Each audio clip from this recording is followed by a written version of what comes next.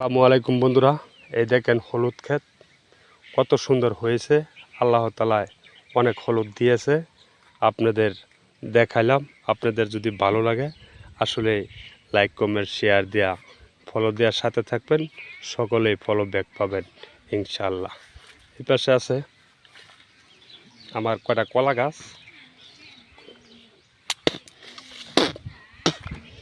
এই ক্ষেতটা হলো আপনাদের আবারও দেখাচ্ছি, ওই ক্ষেতটা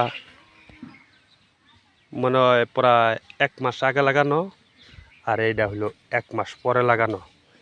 এটা জ্বালাই গেছে পুরাটাই, তবে এটা দেখা যাচ্ছে না। এই যে গাছের পাতা পোতা দিছি, তার জন্য দেখা যাচ্ছে না। যাক, আলহামদুলিল্লাহ।